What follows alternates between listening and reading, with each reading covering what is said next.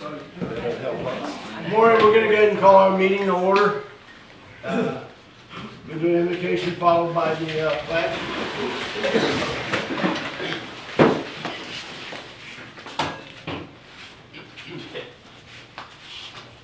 Let us pray. Almighty God, as we stand before you, before your throne of heavenly grace this day, let us take a moment of silence to honor the memory of Chase Gaines, a young man who died on a football field at Fort St. Joe a few days ago.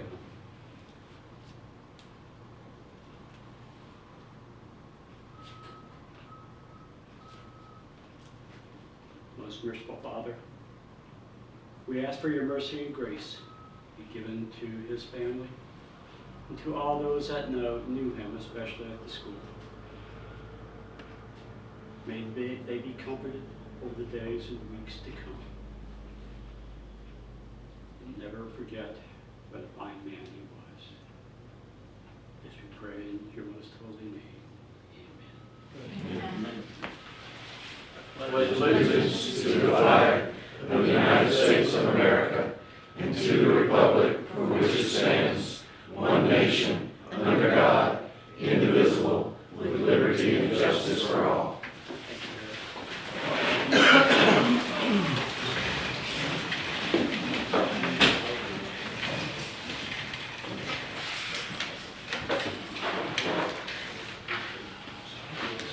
Can we take a roll, please? Mr. Smith? Here. Ms. Hamilton? Here. Mr. Adams? Here. Mr. Linderman? Here. Mayor Wolf? Here.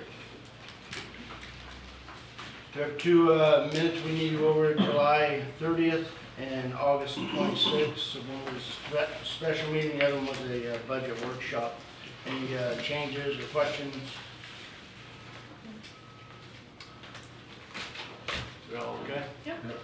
Yes. Minutes are good?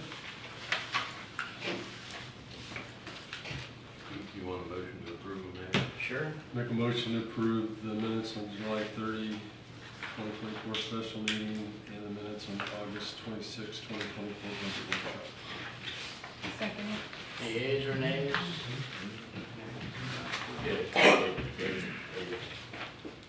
We don't vote on that. We never have.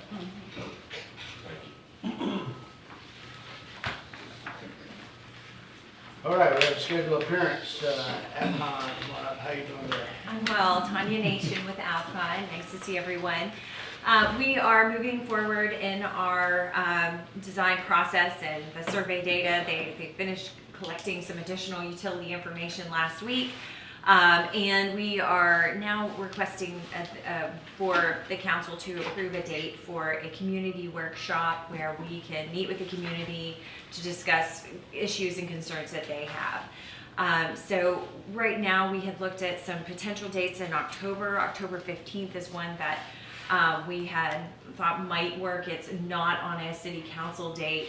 It is on a Tuesday.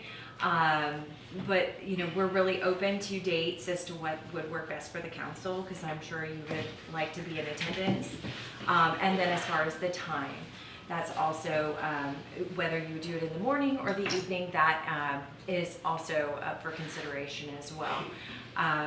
Typically we can do them in the evenings. A lot of more community can participate in the evenings, but it really is up to the council as to what date and time they would prefer.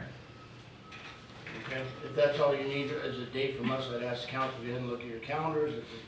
And it looks like we probably scheduled for October the 15th at 6 p.m. Is that good? And what exactly is the workshop on?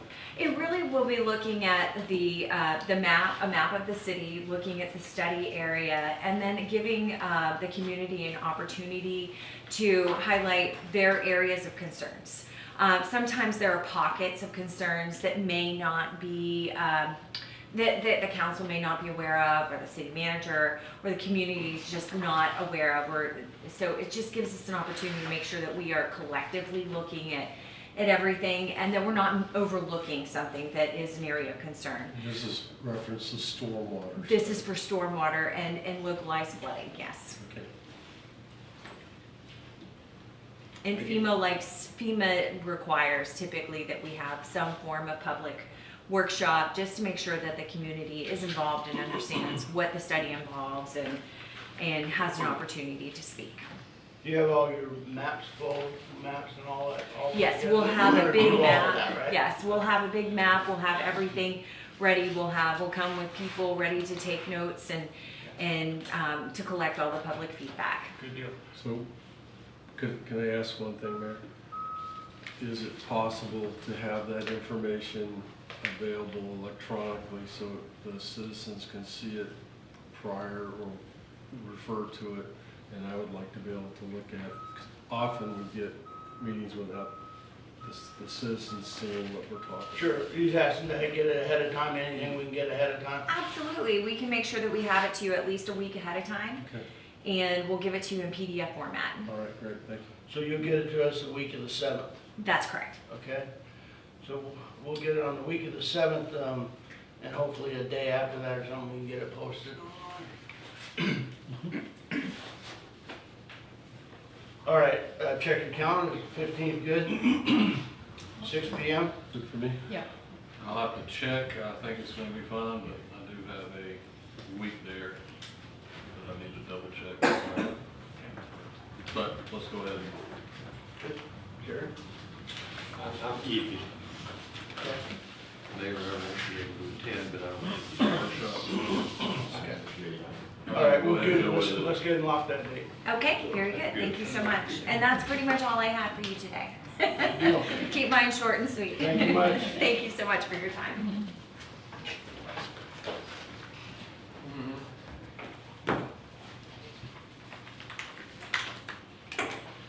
Okay, we're gonna get and move on to development of the temporary gravel parking lot and pedestrian path. Before we get into this, we're gonna have Laura come up and talk, but before we do that, obviously this is what are we calling it, a Quasi-judicial judicial Mayor. process? And even before we get into the actual process, if any of you all have had any conversations since the last meeting on this with the applicant or any representative of the applicant, you just need to disclose that on the record, the nature of the conversation or communication and the appropriate time. Does that include our staff? That would include anybody acting on behalf of the applicant, not the city staff. Okay. Yeah, I visited the site and talked to city manager about it, that's probably about it. I haven't spoken with anybody. Good, Mayor. So can That's we, just part of the record, that way, in case there's ever a question, it's on the record that you all had no ex parte communication. okay, can we go ahead and just swear everybody You would in? swear everybody who's gonna speak at today's meeting. Which would be the whole table, and then whoever out there, right? Well, typically, the table doesn't get sworn in, but Okay. the public does. Okay. If you got something to say on this subject, go ahead and raise your hand, right hand. Okay, looks like 4 or 5 of us. So you'd wanna go ahead and stand up and hand me your swearing in. Okay, raise your right hand. Do you swear to tell the truth, the whole truth, and nothing but the truth, so help you God? I do.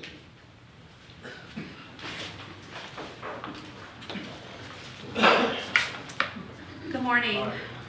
This morning, we are here to consider the temporary parking lot that will be located at the end of the turn of Canal Street for the St. Joe Company to develop. And to give you a little background, this is a proposal as a result of a condition that was placed on the issuance of the development order of the subdivision plat for Salt Creek Phase 2, which is part of the Town and Village PUD, which was reviewed and recommended for approval in January 2023 by the City Council, who approved it at that time. The development order for the same was considered by the City Council on September 26, 2023, and at that time, the City Council denied the request by a 3-2 vote with a motion due to beach access and parking lot not being provided in the plans. So there was two things happening here. There was a subdivision plat, and then there was the development order, which is for the same project. The item returned to the city council at the October 24th, 2023 meeting. At that time, the development order for the Salt Creek Phase 2 preliminary plat was approved by motion to add on the south side of Highway 98 parking lot prior to and before the final plat approval for Salt Creek Phase 2. This motion passed with a 4-to-1 vote. There was discussion at that time that the parking lot development order would be submitted in December. There was discussion, but that wasn't part of the motion. In January of this year, the parking lot conceptual plan was brought to the city council, but no vote was taken on the conceptual proposal. But it's my understanding that what we're considering today is very similar to what was shown in January of this year.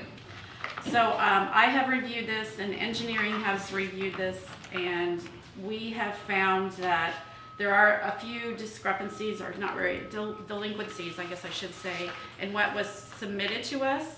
And so the engineer has made some recommendations, such as, and I'm having technical difficulties, such as a 6-foot sidewalk, ADA accessible parking for, I think it was 3 spaces, and a couple other things. I'm having problems with my tablet, so it's just gone blank. But I can read to you the motion that occurred last night as a result of all those conversations that we had, which was to approve the development order for the parking lot on Canal Parkway with the recommendation with conditions of an easement or license, some sort of license document acceptable to the city that would grant access to the parking lot by the public, and that this parking lot would cease to exist in 3 years, and at that time the developer present his permanent solution for access from Highway 98 to this parking lot within that same 36-month period, and the site plans be resubmitted prior to approval as indicated by the applicant, that they would include those changes on the site plan, such as the 6-foot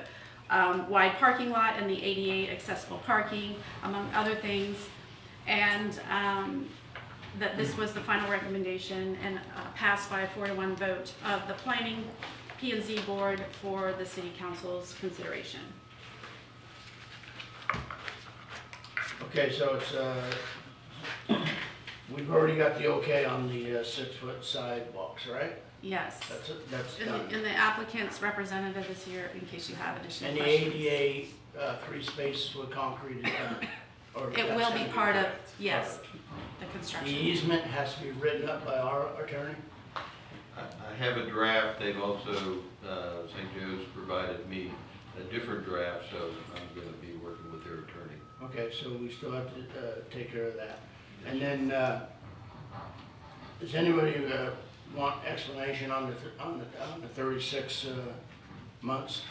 How about the, well, just before we go to that, what happened with the landscaping, the anchor? 5 years? Are So, we're just gonna go, you're saying roll with Because this? yeah, because it's a temporary use and we typically don't require landscaping for temporary uses, like a food truck or a construction trailer, we don't require landscaping. I will say that there was discussion in the beginning about temporary being 5 years, but last night the P&Z board recommended a 3-year term limit. Okay. I just see it in Anchor's report. Yes, So- yes. No. Okay, so the 36 months, I'd just like an explanation on that. Just, we do it for 36 months to stop? If something doesn't happen? So that really wasn't the hashed out, so I think the idea was that at 36 months, they would have an alternate route other than from Canal Street to get to the parking lot, or that there would be a permanent parking lot built by that time. Is that route being dictated, whether it's on 98 or another area, or what? They preferred it to be from 98. And I think Chris is gonna come and talk a little bit about some of the limitations on the location of that 98 access point due to Chris, wetlands. do you think it can be done in 3 years? Is that what you're saying? Were you at? Yeah. I mean, he's the one. Yeah, he hasn't. He's had it from 9 o'clock last night, I think. That's right. Well, I guess I'll go ahead. Chris Short, Dewberry. Good morning, ladies and gentlemen. Go ahead and answer Mr. Adams' question real quick. I think in its current, so the reason that the driveway or the access is on Canal Parkway right now is because we have wetlands and floodplain that extend basically to this point. I don't know if everybody can see that. And so the closest, or the furthest west that we can build this drive is, temporary solution without impacting floodplain, impacting wetlands or anything like that is here. And that's only, that's 330 feet away from Canal Parkway. Based on the roadway classification and the use of the roadway it's identified through DOT, the closest you could go is 440 feet as far as access points. So I think it can be done. It's going to require, the driveway to be relocated further to the west. But, then we take into account, floodplain impacts, wetland impacts, what have you. But at that point, it'll be a more permanent solution as far as, full design. You can't make a DOT connection with a gravel road. It has to be a hardened concrete. So the thought was, since this is a temporary access, rather than impacting those resources and putting in a hardened concrete or asphalt driveway at this time, we would move forward with the access on Canal Parkway while that gets, fully fleshed out, fully designed, and fully permitted. So yes, I believe that the access could be off of Highway 98. So that's leading into another question. I thought the parking lot was temporary, period. Like, whatever date, now we're saying you're gonna work on a road off of 98 to the temporary parking lot. I more want the master parking lot. Sure. So the parking lot as proposed right now it was temporary until a permanent solution was reached. So the future plan that Alara alluded to in the 36 months, that will be for a permanent parking lot. It won't be for a temporary gravel parking lot.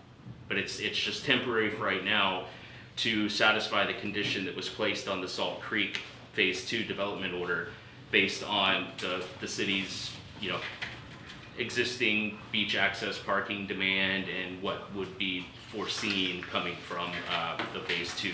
Well, I guess what I'm hearing is that this parking lot could become permanent if you get an access off of 98, which is not. And if we're going to do a permanent solution, it's going to fit in with the overall master plan. So this parking lot, it may not be located here. It's going to be part of our planning and design is going to say, okay, are we going to go put in a permanent paved parking facility with everything permanent and then have to rip it up later no, it's going to be kind of put in a place that it serves the overall master plan in the future, even though the surrounding elements won't be there at that time. Chris, did you have on the permanent parking lot, is there a phase that joins onto that? Is it 5, 6, 3, 2? So what was originally, and I don't have the phase number with me right now, but I can show you visually. Sorry. In the overall PUD master plan, there was way down here in like the commercial office lodging area, there was a permanent beach access parking lot. When we're coming up with the permanent solution in this 36-month period, that may be where it is, it may be elsewhere, but that's kind of the things that we're gonna have to weigh and measure at that time. But that being a future phase, I think that, the reason that the 36-month was put onto this was just to say, all right, we need to go ahead and get a permanent parking solution in place, or plan in place, to go ahead and get that moving so that this doesn't drag out with the temporary parking at the current location with the current access point. So, Is there a way to add that to a phase?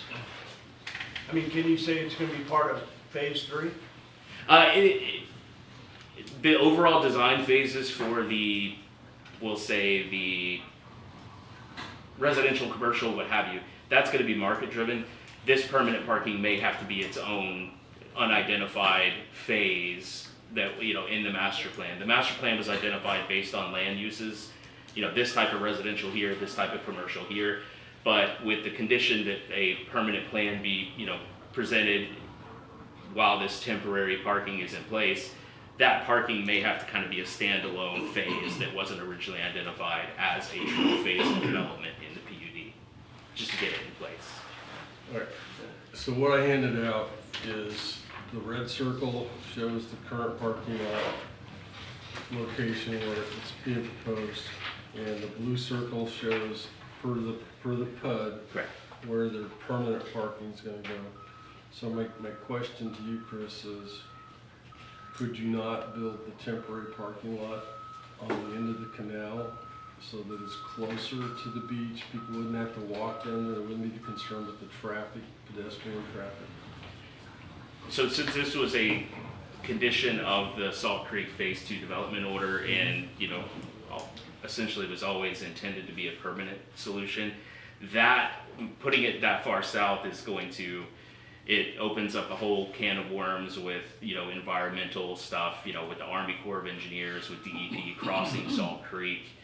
So there's a lot of things that would cause delays in getting this parking in place for the city. All right, so what I guess I'm not suggesting you build a bridge and come off of 98. This would be the temporary solution until you have the road built behind or to the west of Canal Parkway.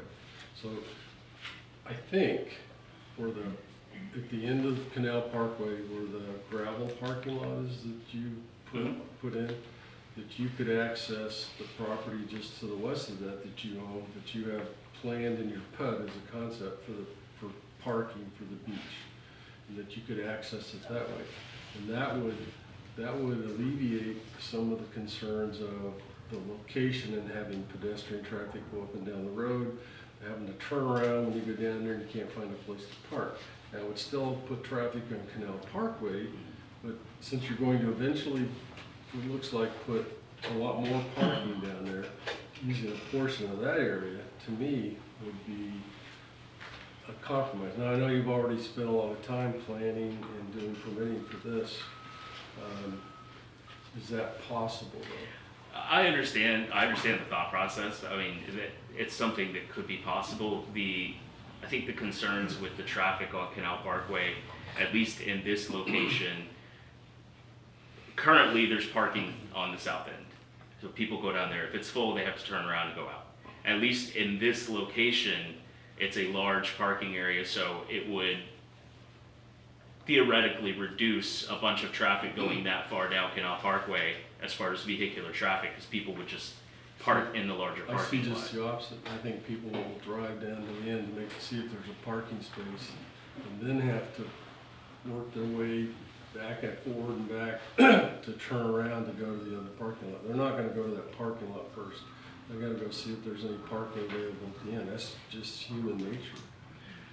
And I guess it's difficult to predict what people are going to do. But I mean, this is the location. I think I had planned on doing this originally, so maybe now would be a good time. I do have a kind of timeline of how we got here overall. I've got it printed out if you would like to follow along. Chris, could you maybe pass that out, and then I'd like to, if that's, you don't have to go to that timeline right now. Okay. And Chris, I think you've done what you were asked to do. Yes. I will say that. The one thing, I'm not going to go through the full timeline in the interest of time. Yeah. If you have any questions on anything when you look at it, please feel free to ask. But the one item that I did want to specifically bring up was about middle of the page. We did, in December, we did provide this concept plan, which is materially the same. We have now a 6-foot path. We now have the 3 hardened concrete parking spaces, which geometrically takes away a couple. So now we're sitting more at like 60 parking spaces with the 3 hardened concrete. But the location, the access point has not changed. And as Alara mentioned, in January of this year, it was presented. It was not a voting item, but we wanted to formalize, the plan to the city, address any questions or concerns that may arise before we kicked off with the full design and permitting process. So that's the one thing on this timeline that I wanted to draw attention to, is that it was identified that the access would be off of Canal Parkway. There were no major concerns brought up to have us change that. But yeah, that's the whole timeline from beginning to end. So if there's any questions about that, please feel free to ask. Yeah, what I'd like to do is go ahead and go to the citizens, get their input, and then come back to the table. I mean, there's Okay. a lot of questions, I'm sure, and you're Sure. gonna be called up a million times. No Let's- worries. Let's go ahead and go through this process and start with the citizens' comments. Okay. And go from there. One thing that I would like to add prior to going to that, this is not a traffic generator necessarily. The traffic generator is the beach access on the south end of Canal Parkway. So I think that's important to consider. But yeah, public questions, I'll answer anything and we can go from there. Okay. We're gonna go ahead and open it up to the public, and, anybody wanna be first? Rock, come on up. Mayor, Council, Rock Priest. I'm on P&Z. I was a no vote last night. Back in January of '23, P&Z passed a motion, 5-0, to put this parking lot in and beach access. The parking lot was originally supposed to be directly across from Salt Creek, not where it is now. I think it was somewhere around September-ish.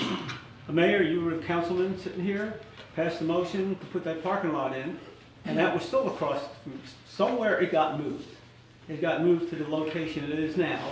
And I think the reason why is because of what he said here with the wetlands. The whole thing is, that's gonna be filled in eventually anyway. It might be 10 years from now, but St. Joe is gonna fill all that in. And we heard a bunch last night of people saying that parking lot that you guys put in at the end there isn't even being full right now. Well, that's because the apartments are only like, what, a quarter full, a third full maybe? The townhomes, only a handful have been sold. The houses are under construction. 2-3 years from now, that's gonna be completely full. So somebody's gotta be parking somewhere. The idea of having this here and having access and having all these cars going down Canal, to me is ridiculous. It ain't a wide street to start with. People are coming down, like Mr. Lindeman said, everybody's gonna go to the end and see if there's a parking spot. Nobody likes carrying stuff to the beach.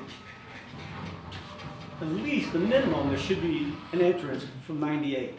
I mean, these people moved the earth. They built an airport, they took Windmark and moved 98.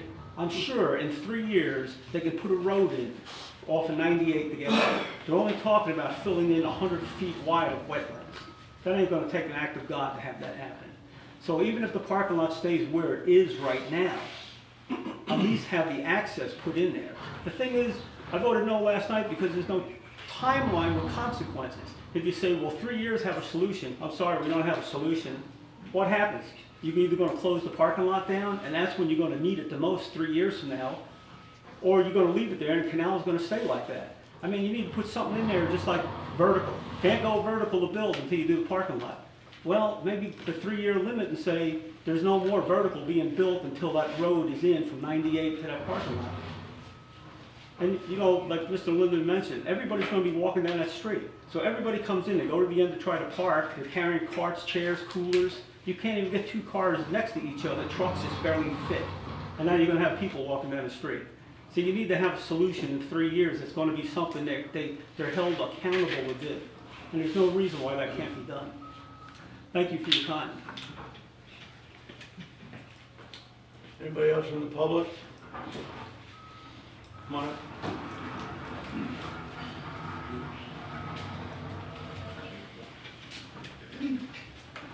Jerry Wallace, 418 Arizona. I just wonder if we couldn't cut everybody's yards that are up this high or this high or this high, like it says in the, I think it says in the, whatever it is. Mr. Wallace, is this comment have anything to do with this topic that we're talking about? I don't know. Oh, yeah, I think you want to wait till the end till we have the citizens comment on the open. Okay. Sorry, sir.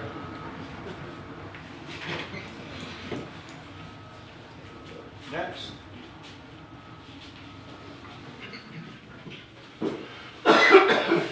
Lisa Logan.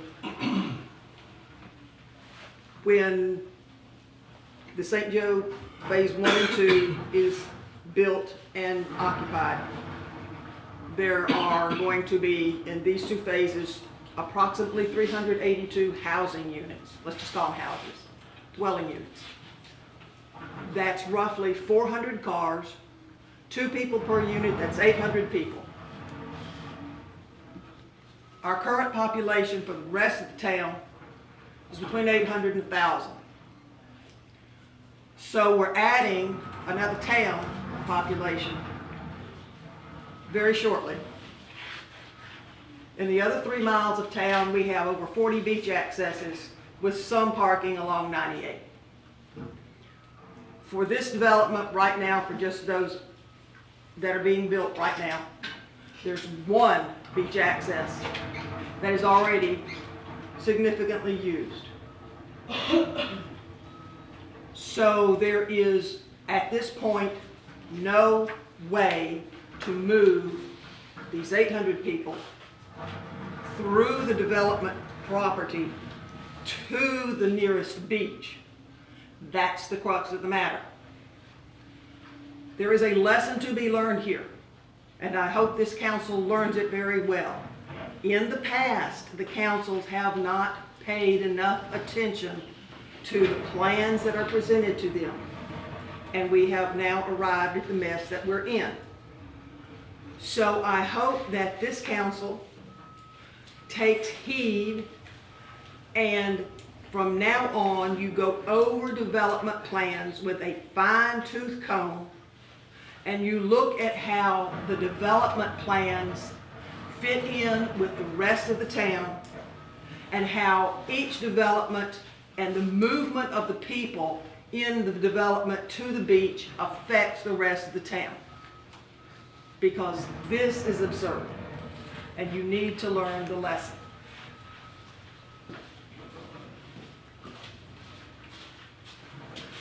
Anybody else in the audience? Yes, ma'am.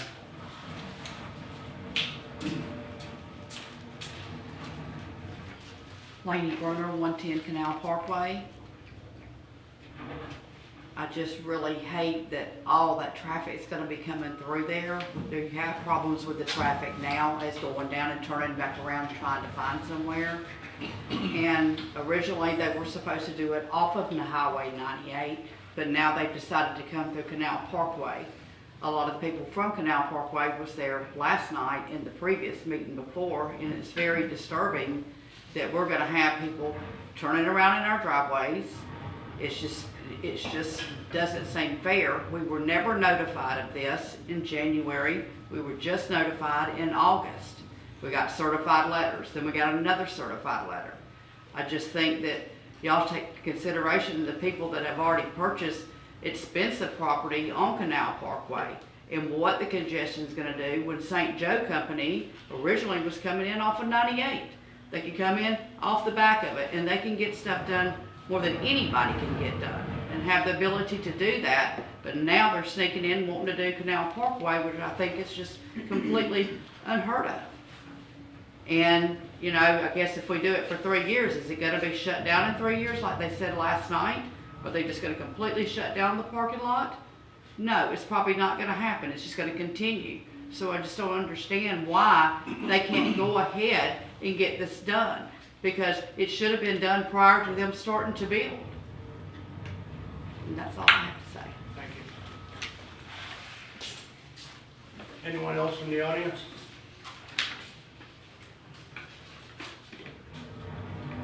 One more in the back. You raised your hand, I think.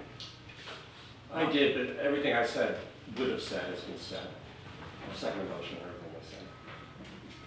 Okay. So, nobody else in the audience? I'll give you a minute.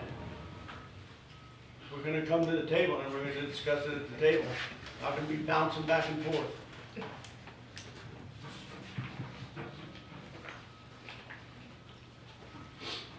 Yes, sir. Can I Come on up. Come on, please. No. We'll still wear grass. Oh, no. We're gonna- You got about an hour. Very good. Yeah. All right, thank you. we're gonna go ahead and move to the table.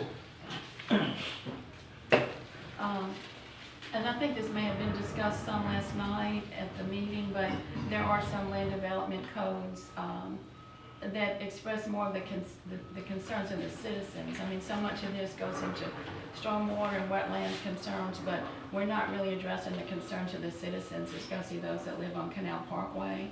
Their concerns about the traffic.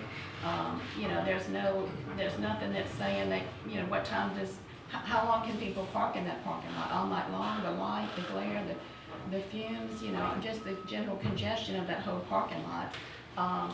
You know, it doesn't make a lot of sense. Right now, we know the crossings isn't full. The D.R. Horton townhomes have been reduced in price 3 times because they're not selling well. The houses are not even built.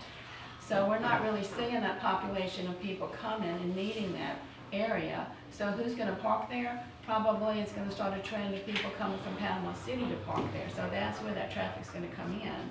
So, you know, and another thing that we haven't discussed that's in the LDC too is the developer that's building the road, are we gonna hold them accountable after the road is built for any repairs or any damage or anything else that needs to be done?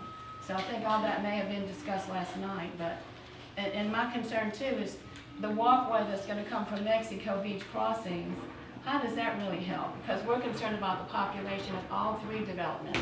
It seems like that should be maybe right in front of the townhomes crossing over from 98.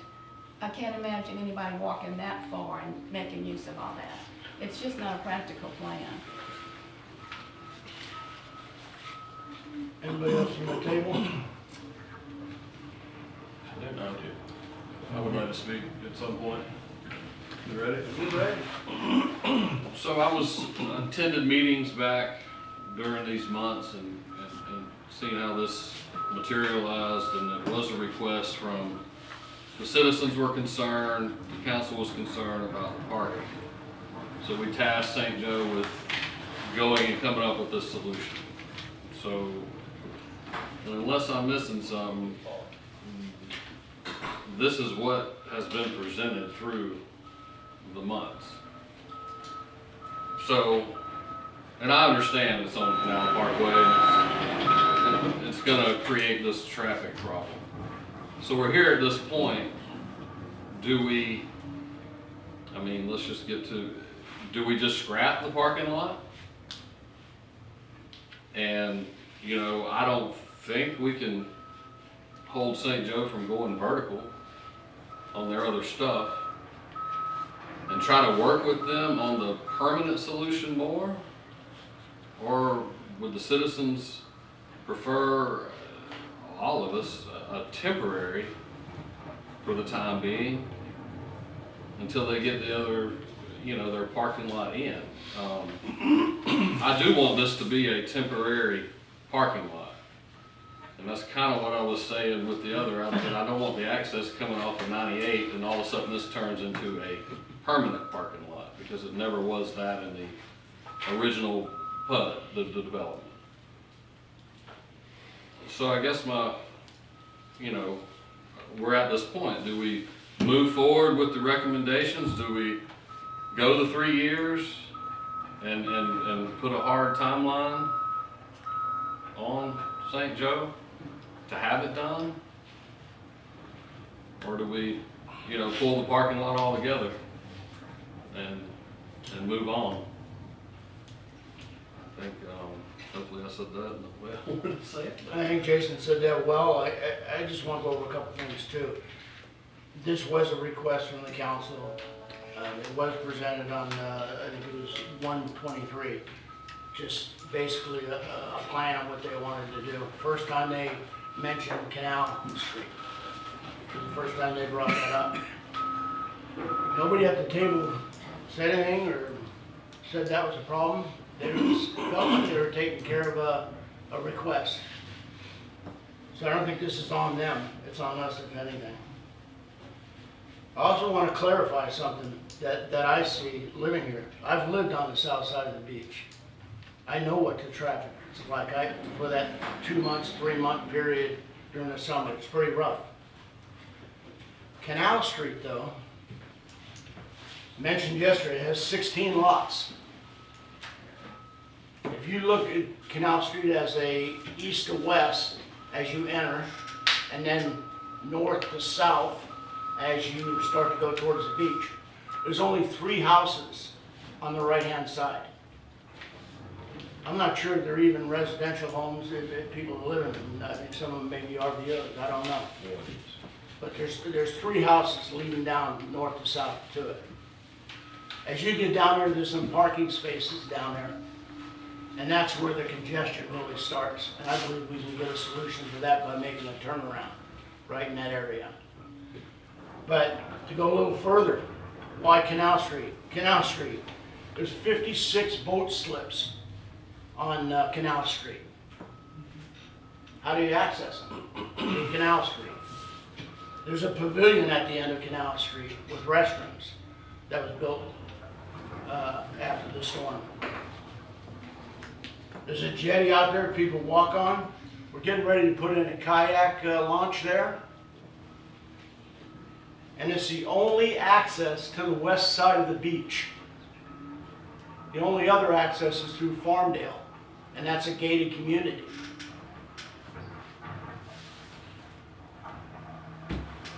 I think we need to come up with a solution on this, on the traffic. And I think the parking lot would help with some of that. If we can make a turnabout somewhere toward, at the end, take out 4 or 5 spaces, 10 spaces, whatever it is, make a complete turnaround there, where people can, one person in a car with 6 people can drive down there, pull in, drop off 5 people, turn back around, go to the parking lot, and park and walk back down to the beach. We need to come up with a solution, because we need the parking. That's my take on it. I'm about to get mine over for Ralph, now you just let me get mine over. I see what you said about the turnaround, but if you visit the place on a regular basis, we need every parking place we can get at the end of the canal because, and I know you want to do a little turnaround, that would drop off. And you did not mention the dog park. Most people go there to walk the dogs. You did leave that out. But we do need a lot of parking. And for me, when you go back through what St. Joe with Chris, they've done everything that we asked them to do, and they are a good community park. They always have been. If it was 2 weeks ago at Labor Day, if you'd have went to the boat ramp, and you'd have seen how many boats we had. We had over 100 boats, trailers, and trucks. St. Joe Company has went beyond and give us 3 acres. I'm hoping we're gonna get another acre to park more vehicles. And in the canal, that parking that we got it in the canal road is because of St. Joe Company. That you want to make the turnaround, and that's St. Joe Company. They let us park vehicles there. The 88 acres over here that they've let us have for pennies on the dollar, St. Joe Company. I'm saying all that to tell you they're a good partner. We don't need to sit here and down St. Joe Company. They have been exceptionally good to us. I think this has all come up, we keep this can for a while now. And we got a parking lot, and like he said,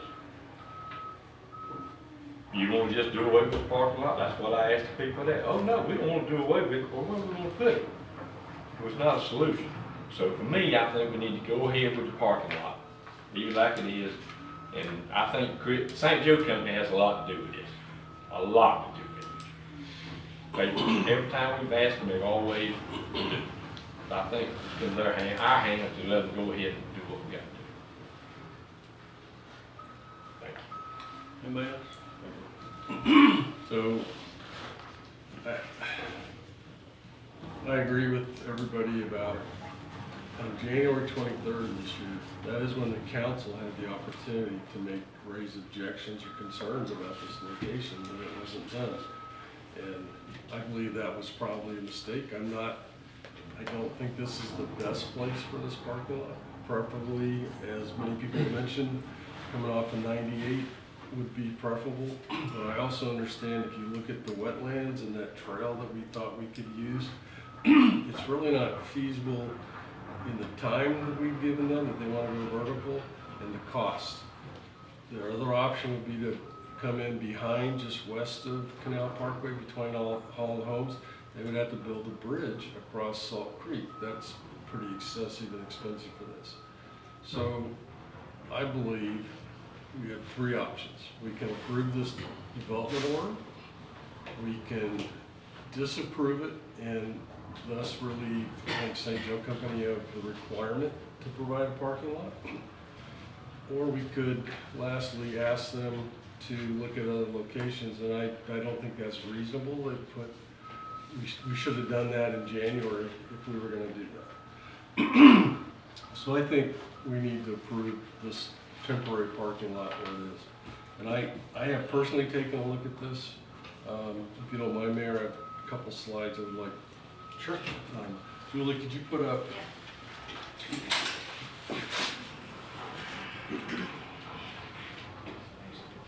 What I want to show everyone is, so we've talked a lot about walking down Canal Parkway. Can you put the one with this shows the walkway? So if you spend any time on Canal Parkway, you know there's actually a sidewalk along the canal that comes from under Highway 98 and goes all the way along the next one. Right there. It goes all the way along there. Now, are people going to cross the street? There's an ADA access ramp there. They could. It's ADA access, and they could come down that and walk down that sidewalk and avoid the whole thing. I believe the mayor's possible solution of having a turnaround down there would make it a lot easier for people to go down that street, turn around, drop off their stuff and their people, and then one person drives back to this temporary parking lot and they could walk down that pathway. If we approve this, I think it's doable. Would you go back one slide? Now, what hasn't been brought up, and I'm surprised, is the potential for additional traffic and how to deal with that on coming out of Canal Parkway. Now, understanding 98 belongs to DOT, but I think there's some possible solutions to that, at least temporarily. One is to have a convex mirror across the street from Canal so that people turning left on Canal could see the traffic coming up the bridge. It's kind of a rise. Now, I don't know if we can put that up ourselves or not. There's enough room there, to me, that we can have some turn lanes and some merge lanes. It's possible, and that's what I've drawn. So I think there's some mitigation we could do or ask for to help with this temporary parking lot in the situation we're into. So I guess what I'm trying to say is I don't like the location. I wish it was someplace else, but I understand, and we had that opportunity to speak up about that earlier this year. And so this is what we have. And I believe we should approve this location with some provisions that the P&Z brought up. And one other thing I want to add to those, I would recommend adding to that is, even though we're asking that they're agreed to put 3 ADA parking spots into that lot, I believe it'll be gravel from there to the street. And we probably, and I hate to ask St. Joe to do more, but you really need a concrete walkway from those ADA spots to the street or to that access point. Otherwise, they'll be pushing, or it'll be a wheelchair and hard to walk in gravel. And I think that would need to be added. That's all I have to say. Can I speak one more? Yeah, absolutely. So I think from what I'm hearing and understanding, the key here is to how are we going to make this, I see these comments, how are we going to hold the feet to the fire to make this temporary? I think if we can get that resolved here, that will help a lot moving forward. I'm not for the Canal Parkway, but it is what was presented and all the other ramifications with the wetlands and everything. It is the best for a temporary solution. But what do we need to put in you know, we've had some suggestions, you know, from here, but what legally, what can we put in to say, if we're gonna go with the 3 years, we shutting it down in 3 years? I mean, obviously, like some, we don't want to shut it down in 3 years, but, you know, we do need to do that for the people on the Parkway and for everybody in Mexico Beach. We need to keep this thing as temporary as we can. Yeah, the temporary, coming off of 98 to the temporary parking lot really doesn't change the walking traffic. It in fact would increase the walking traffic because they wouldn't do a drop off. They just go ahead and park in that parking lot and all walk down the street. Whereas if we have a drop off, it could change the walking traffic. I had a question about the actual parking lot. It's gonna be a gravel parking lot. We have a problem at the boat ramp if we don't have people directing traffic during events. Be it start here and then all of a sudden you place all your places. Because what they do is they drive in, they jump out the boat and go right to the middle of the parking lot and just park it. How would you identify spaces? So we have the rope and post barriers that are identified in the site plan as kind of the delineator of where to park in the parking lot. So that was our thoughts. Otherwise, you just have this giant open gravel area, and like you said, somebody just kind of pulls in and stops wherever. So the rope and post barrier that you see in the site plan, that is kind of the delineator of essentially serving the purpose of a wheel stop, essentially saying, hey, this is parking. Okay, and you're confident we could have this day parking only, nothing during the night, huh? Yeah, so I mean, that's gonna be part of whatever agreement that the draft that St. Joe provided to Mr. Salone, and I'm sure, you know, obviously there's gonna be some back and forth on that. I have a copy of that draft, and acknowledging this is just a draft, there is specific language in the conditions that identify not allow the use of the property for long-term, overnight, trailer, or oversized vehicle parking. So those are the kind of things that in whatever license agreement or easement or whatever instrument is agreed upon between my client and the city, those conditions will be put in there. Okay, thank you, Chris. Mayor, can I ask you a couple of questions? Yes, sir. First of all, Chris, can you confirm that you will have access off of Canal Drive's right of way to get into that lot? You don't have to go across anyone else's. That's correct. Property. So there's a spur of the right of way of Canal Parkway. The road curves down, but there is a spur of the right of way that extends out, and that's where the access is coming through. It's not crossing anybody's private property or anything like that. And how far over does that spur go? Does it go the entire length of the parking lot? In other words? I think it basically extends to the end of the city parcel that's there on kind of the northwest corner of Canal Parkway. So it doesn't extend into St. Joe's property. It goes to the edge of St. Joe's property and the city parcel. And so that would be, from there on, would be the easement or you know, license area. So other than the footprint of the parking lot, the easement would not need to include any access, is what you're saying? Correct. All right. It would match up with the existing right-of-way access. And then at the presentation you made, I guess, or someone from your company did last month, this is part of an overall access where you are also proposing pedestrian access from the north side. Correct. And so that would need to be part of the overall public access, I guess. That would probably need to be included. Right. Yep. Okay, Chris, clarify, I know you only had from 9 o'clock last night. Any conversation about the 3-year thoughts from St. Joe coming out? I spoke with St. Joe this morning. They don't have any issue with that. I mean, in their mind, it was 5 years. I think that the draft license agreement stated 5 years. There was the question about the landscaping, and that timeline of 5 years was put on it. But I spoke with them this morning, and the 3 years is okay. The three years is being what? okay, yeah, Yeah. what after 3 years? Yeah, what? I just ran the condition by them and asked, you know, 'cause I didn't necessarily How want did to you commit explain to. the condition? I said that the condition of the recommendation would be that within 36, or the temporary parking would only be allowed to be operational for 36 months.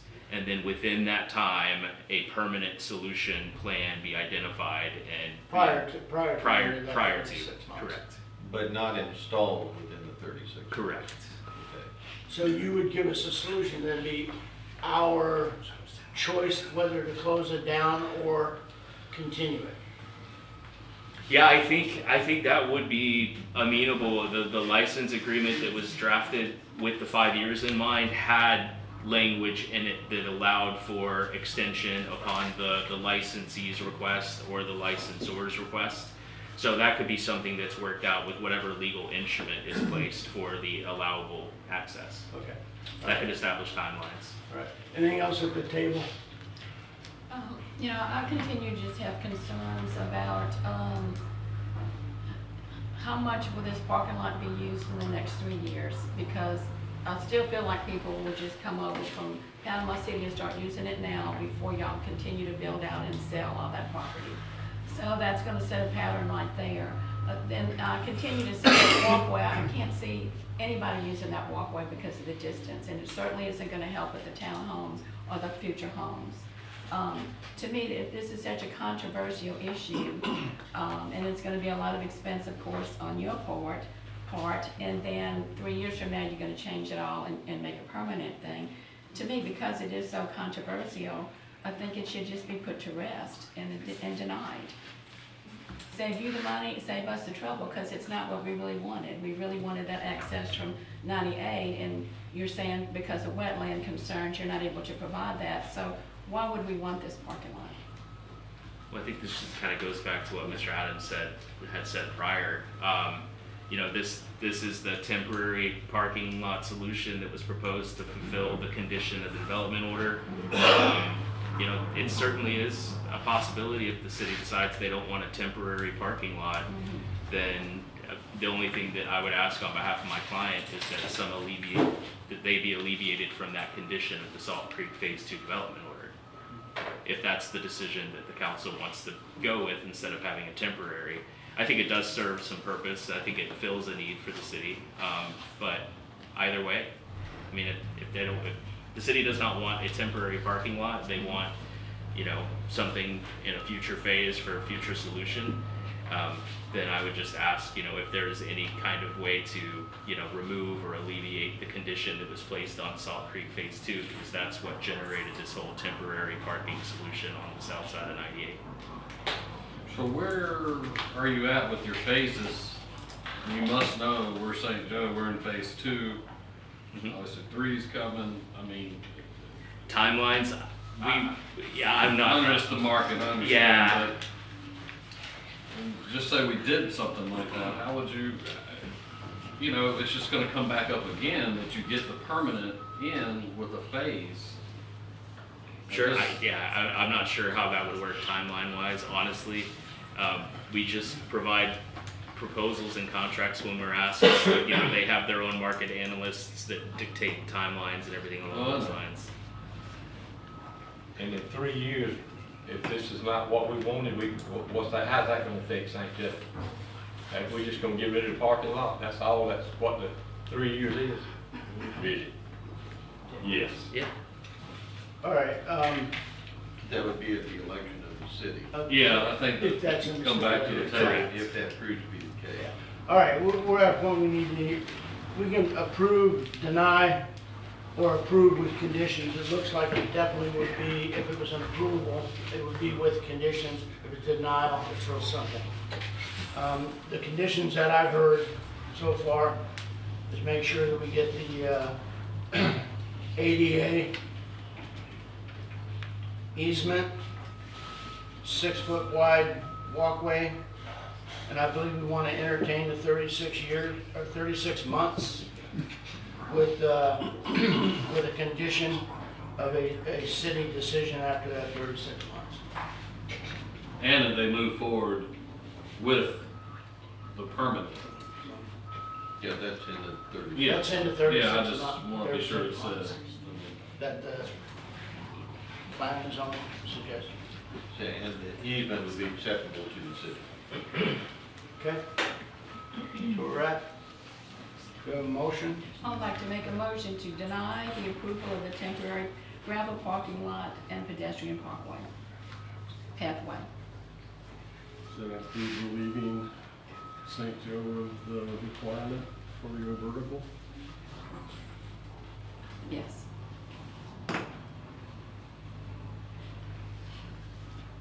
I'm sorry, Tim, what did you say? I asked if that included relieving St. Joe of the requirement for this parking lot before they can begin vertical construction at Salt Creek. They've already begun vertical construction. They're doing lot preparation, they haven't done. They're that. working on it. So, Okay. That's where the houses are. Okay, so, All right, we have so a the motion on the townhouses table. don't count? No, this isn't the townhouse, this is the Okay. additional. Well, we have a then, motion at the table. Yes. we make the motion to deny the approval of the temporary gravel parking lot and pedestrian pathway.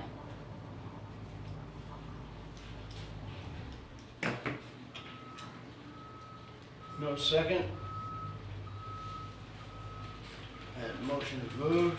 We have a motion to approve, deny, or approve with conditions. I'll make a motion that we approve the gravel parking lot with the conditions that St. Joe will work towards a permanent solution within the 36 months, and then it can be revisited by the council at their discretion to move forward from there. Easement. In condition on the execution of an agreement acceptable to the city. And Easement. easement, conditioned on an acceptable ADA. easement for the city. And the ADA. And the ADA parking. Sidewalk. Sidewalk, sidewalk. All right. Can we be clear on the conditions? Yes. So, could I recommend, so one condition was pedestrian sidewalk increased to 6 feet from Mexico Beach crossings to the path under US Highway 98. Correct. The second condition would be 3 ADA concrete hardened parking spots added to the temporary parking lot. Yes. I would also recommend adding a concrete sidewalk from the ADA parking to Canal Parkway. And then, I think you included the submission and approval of the easement license, is that correct? Yes. An easement or license, probably I would recommend the easement. So that, if I could add those to your motion, is that the correct way of doing it? You're asking if that's a clarification of his Yes. motion? Yes, that is clarification of my motion. Is there a second on that? I'll second. Tammy, take the roll. Mr. Lunderman, Yes.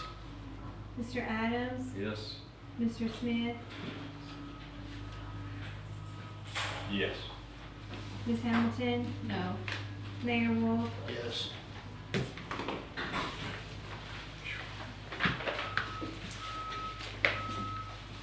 You do, Jason? Huh? She did, Yes. Y'all be clear. Second, I will second. all right.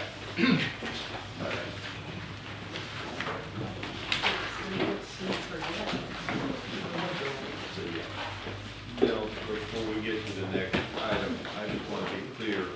I had given you some proposed changes, but one of the changes is change the header. Now, which header did you get published? The revised header or the header that's in the package? That would be a question for the clerk. Madam Clerk. I'm sorry, there's too Which- much noise. All right, hold going it back, on hold it here. down back there, guys. It's too noisy out There we there. go. Which header did you publish? The one in the packet or the The one in the packet. Okay, so my Because I got his after, My recommendation, Mayor, would be to use the header in the packet, because that's what is published, and then to adopt the changes to the balance in the text. So we're gonna read it by title only? Yes, sir. All right, so ordinance 845, budget amendment, fiscal 23-24 water and sewer for first reading. Yes, sir. You need a motion to read. I'll make a motion to read ordinance 845 by title only, With the original title and the amendments as proposed. with the original title and amendments as proposed. I'll second it. Okay, so which one do you want me to read? This one? This- Not this the one. one that you're reading? Original, right? Okay. Yeah, the one in here. Okay. Ordinance 845. Well, you didn't take a vote yet. You gotta, So you you gotta. really don't have to, you gotta go to the public and you gotta close. Go ahead. So you're getting ahead of yourself. Okay. I made a motion. You made a motion, who made a second? Ms. Hamilton. Okay. So we're gonna take, We're gonna vote. go ahead and take it, let's take a Ms. vote. Hamilton, Yes. Mayor Wolf, Yes. Mr. Adams, Yes. Mr. Linderman. Yes. We get it read now. Ordinance 845. An ordinance of the City Council of the City of Mexico Beach, Florida, authorizing the amendment for the appropriation of funds and adoption of the amended budget for the fiscal year 2023-2024 for the general water and sewer fund, providing for severability, providing repeal of parts of ordinances in conflict herewith, and providing an effective date. All right, do we have any questions from the public on the ordinance? Public close, any questions at the table? I have a comment. Okay? So, this is sloppy on our part, and I don't understand how we got here. Is this something our attorney should have advised us of? Is it something the city administrator should advise us of? City administrator should have been broke down. Did you want to answer that, Bill? Sure. Of course, this happened before my time, so I don't take responsibility for that. But our city charter, section .4.04, does require that our budget be adopted by ordinance, and it does require that any supplemental appropriations, or amendments we call them, has to be done by ordinance. Individually. It does not say that in here. However, it does say the effective date, the supplemental appropriations authorized by this section may be made effective immediately upon adoption. That tells me that they should have been made at the time they were proposed. And so my question is, what do we put in place to avoid? Thought you had a comment. I did, now I have a question. Just keeping you straight. All right, thank you. So my question is, understanding this should have been done differently, what do we put in place? Have we put anything in place? What should we put in place to not have this reoccur? Have the city administrator read the charter the same way as we just did right now. It has, that's the way it should have been done, Yes. individually. And we're just trying to correct it at this point. And you don't necessarily have to have an ordinance, because ordinances require publication. You could do it by resolution, which would be a more expedient way to do it. So you have to issue a number, right? Thank you, Mayor. That it? That's it, unless the council wants me to go through each individual item that happened during the year, or it's probably not necessary. I don't. Okay. I think it's something you should maybe publicize on our page. One thing you all may want to consider, after the end of the fiscal year, within 60 days, you can also do another amendment to make your budget align with your expenditures. And that typically is done by many cities so that you don't have issues with your audit. Okay. I do have one question. I just want to be clear on your comment about the resolution. It does say that the supplemental appropriations have to be done by ordinance. and it says that the appropriations may become effective immediately upon adoption. So, in my opinion, an ordinance should be done, not a resolution. That's true, you can do an original ordinance, and then you could provide in the ordinance to allow resolutions to amend it. I think you can do that. So would you adopt one ordinance and then You would every adopt time the you ordinance had at the one, you put beginning it of in the as a year. resolution? I mean, as long as you've got time, you can do the publication of the ordinance. It just requires publication, 2 readings, and you adopt it in second reading. So as long as you've got the time, there's no problem in doing the ordinance. It would be if you were running out of time, particularly at the end, after the end of the fiscal year. It's not unusual to see places do it by resolution, but you're going to want to have that language in your ordinance. So I didn't draft this initially. I haven't drafted many of the ordinances you all have been seeing. So one of the things you all may want to consider would be to put some language in the future ordinance that allows changes. But this is a charter which would require. Right. Just do it the way you need to do it. Go on. Yeah, the bottom line on this 845, we're trying to make a correction. Correct. Let's make the correction and go forward. Right. It'll Based on require the charter. second reading and then an adoption. Okay. And you've published it, so you're good. All right, moving on to, any other discussion on it? We good? Okay. Amphitheater location at Parker Park. Mr. Mel? Yes, sir. We had a request from Anchor Engineering to proceed with the task order on the design of the amphitheater or stage, whatever you want to call it. But the council at the last meeting really had some differing opinions as to what location that should be in. And of course, Anchor doesn't want to spend our money more than they have to. They don't want to have to do geotech services, all over the park. They just want to whittle that down to one area. So I've included previous plans of the park, and you can see the amphitheater has been in many different places for planning. So in order to move forward with the task order, I'd like the council to consider a consensus on where to place the amphitheater. The real question is whether this stays on the south side where it currently is, or it goes to the north side. Correct? It could be wherever you wish to put it. But the 2 options that we have drawings for is on the south side where it currently is, Right. or moving it to the north side. Or anywhere else. Right. I can give you my input, and then I think we need to get some input from that. Jason.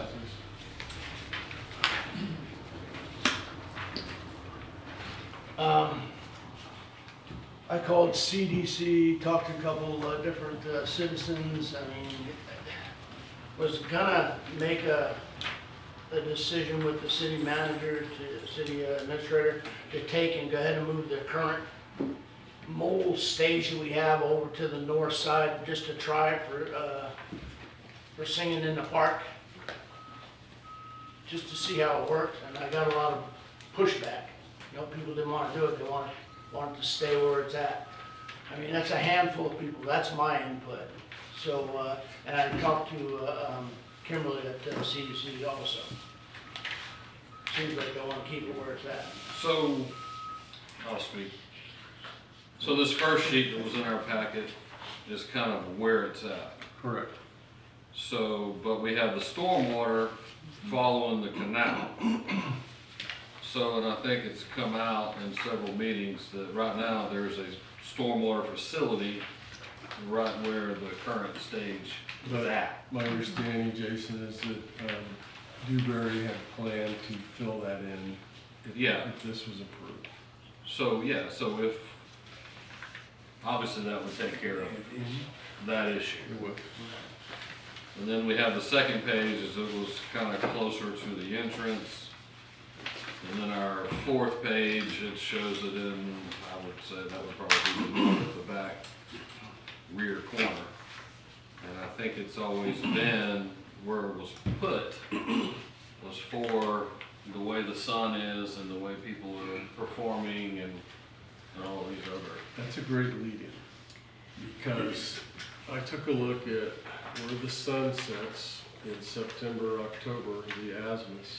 It shows you where the sun would be in your face given the two locations. And so on the south side, the people sitting there would have sun off to their right side, possibly. South side of where it currently is. Yeah, to the, looking to the right. If it was up further north, it would be possible for the folks on the stage to have, as they're facing forward, to have some sunlight probably from this direction. And as you notice, why you have two different azimuths is it starts at 280 and 280 degrees in September and eventually ends up at 254, so it moves south. The sun is going to continue. So ideally for the audience, probably in the south or the north, it doesn't make any difference, but it's the people on the stage that are going to suffer from the sunlight in the north. I've heard that the south is not a great place because of acoustics in the road and some other things, but my recommendation is to leave it in the south. And I know the big elephant in the room is we still don't know the future of the road, so. I don't think it matters. That's not gonna Yeah, happen. no, it wouldn't matter. I think we need to keep it more over, I mean, I like it where it's at. And As long as the stormwater's taken care of. the other advantage, I think, of leaving it in that location, because we already have the playground where it's at, I think that would allow parents to have their kids kind of corralled behind them, and they wouldn't be wandering off to the street or something. I mean, it may be a minor thing, but I think that would help. And the other It thing. allows us to have two pavilions. Yeah, I believe, yeah, I did the measurements, and right now we have one pavilion planned to be with the restroom. By leaving that space open to the north, I think we could put in a second pavilion.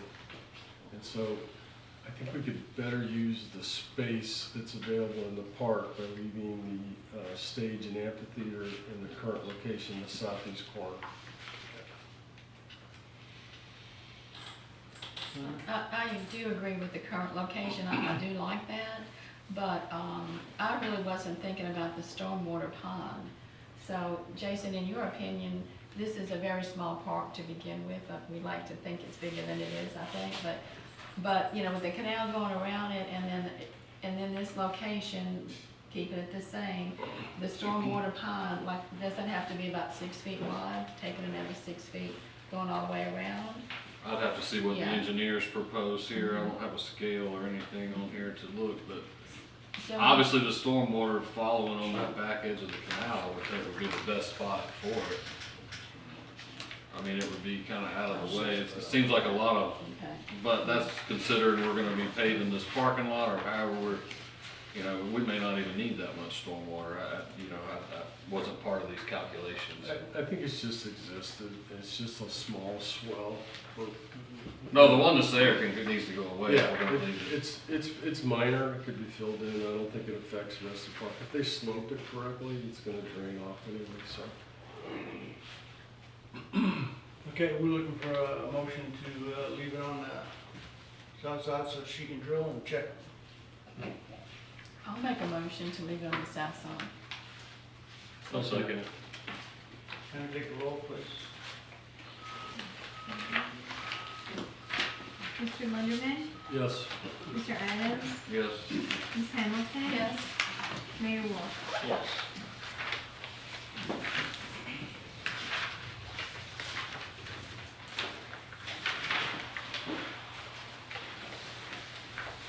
All right, financial director is real simple. This week, last week, we asked the council to give us their top three. We went ahead and put together a chart, the same as we did with the city administrator. And we had that chart that's put together. Our concentration is on the city administrator. But we're prepared, like I said, I don't know if you had that chart, the charts are ready to go. So we just need to notify these people and do some backgrounds. We'll keep moving with backgrounds and things like that on the financial people, but our real goal is to get the city administrator in. So,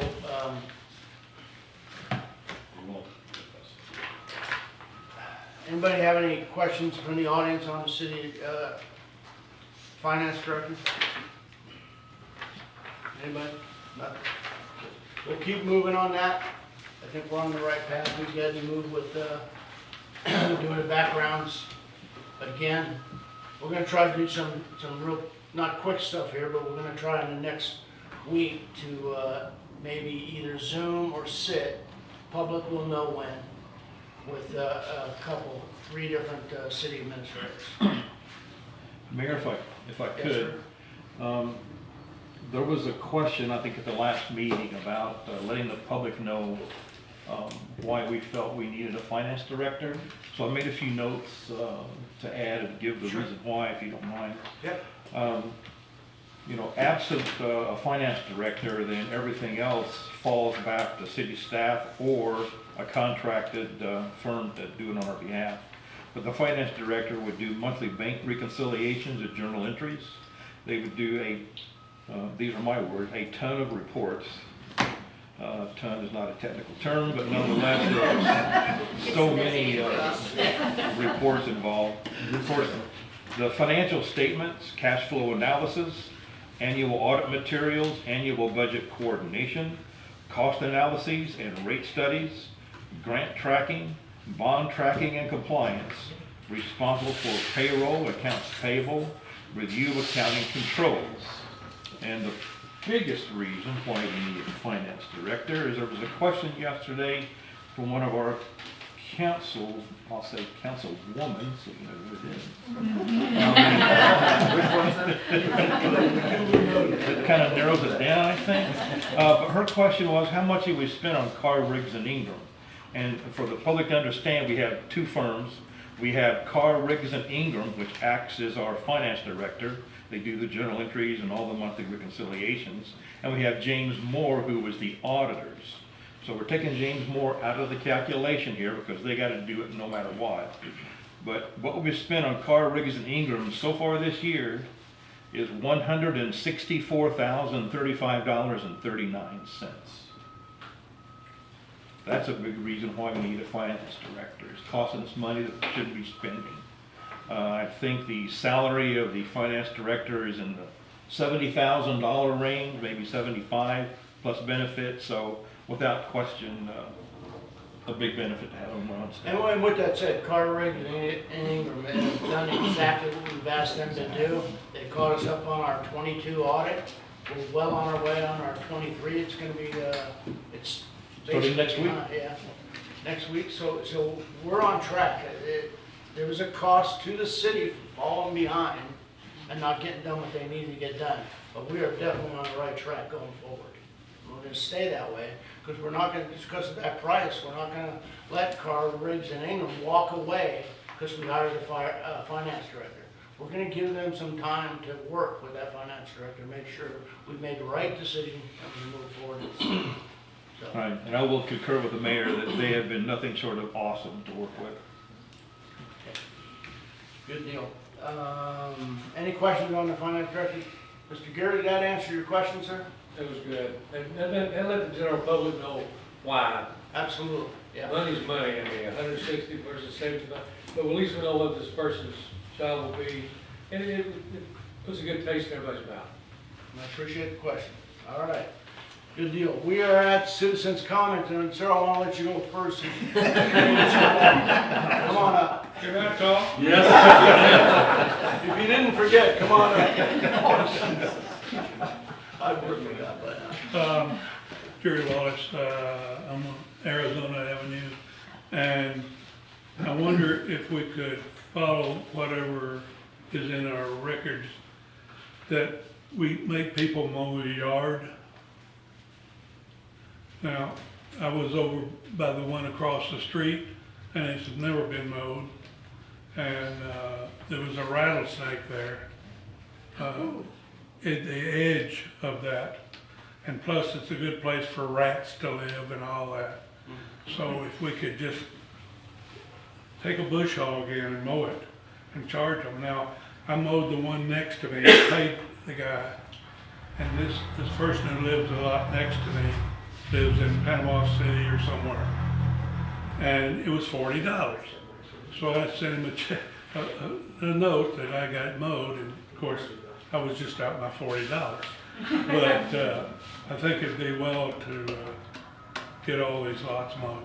Did you have one specific lot that you mentioned there? There was one lot that you're thinking that was too long?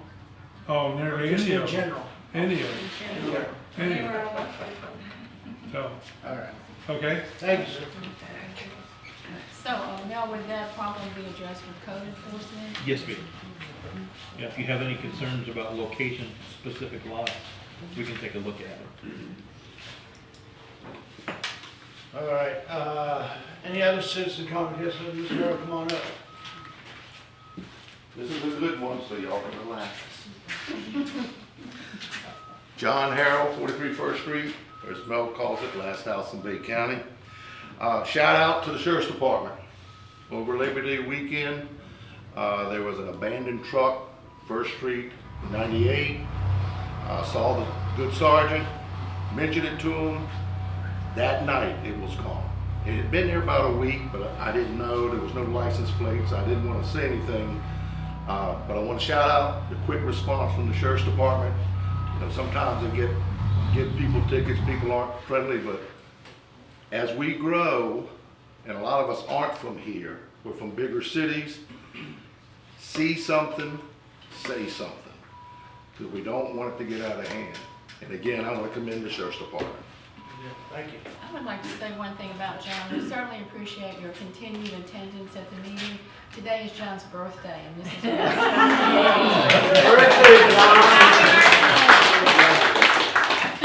Well, actually, Alex and I, we found out we're twin brothers. I was born at 11:59 on September 10th, and he was born at 12:01 on the 11th.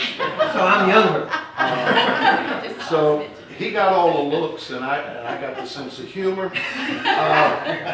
And then our parents just got rid of us, and we just reconnected. There you go. Well, happy birthday. Thank you. Any other input? All right.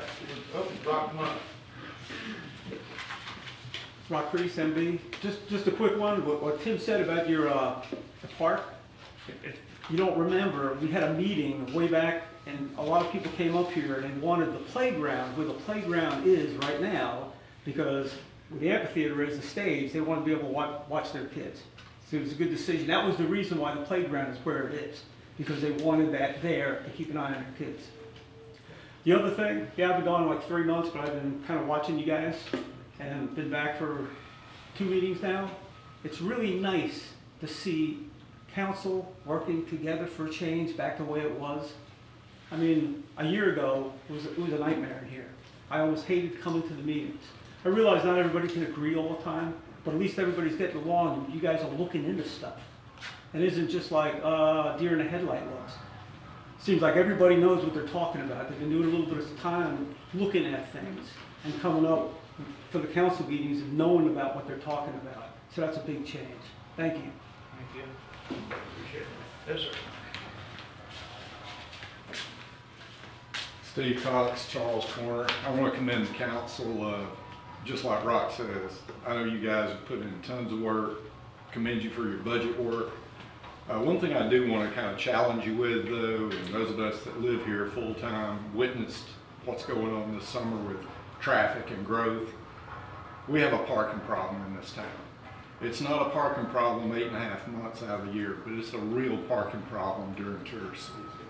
And until we can address it, and nobody wants to talk about parking lots, but if the city owns property on 14th Street, that'd be a good place to put a permanent parking lot. We have people parking north and south side in the right of way of 98. It's a safety problem. Orange cones don't fix it. People move them, they drive over them. So as you all go forward with on your to-do list, I would challenge you to find a way to address parking. because if you're not proactive, you're reactive, and reactive is not a good spot. Thank you again.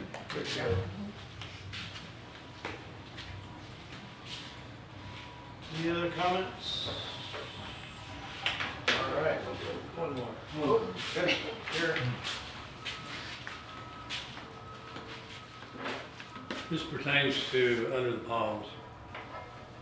Recently, a sign was put up down there, no vehicles, golf carts allowed in the park. Problem is, back when we had the tourists here with the golf carts and the kids, the parents are not utilizing this park as they should. And I go park at the very end of it. Their toddlers can walk down there, but they get there, they get tired. Then they don't want to, they barely can make it back. The deal is, you've got a sign that says no vehicles or golf carts allowed. Only authorized vehicles. We need to strike out the golf cart side so these families can utilize it, because the park's not being utilized right now. They don't want to try to haul their kids down there and then haul all the stuff back. Before, you know, some people say, well, the golf carts tear up the golf cart place. Well, you got golf courses that are loaded down with golf carts. But to utilize this for the kids, I think we need to reconsider striking that one sign that says motor vehicles allowed, no motor vehicles allowed to park except for authorized vehicles. Get rid of the golf cart part, because the families will use it. We've had people coming from on your side of the town there in the Palms, drive over and they go, well, I can't take my kids down there anymore, so I'm not coming back. So it's awful nice when you're sitting out there and listen to the kids giggle and play on that equipment. But if they're not going to use it, it's something we just need to reconsider redoing that sign to allow everybody to bring their golf carts in there with their kids.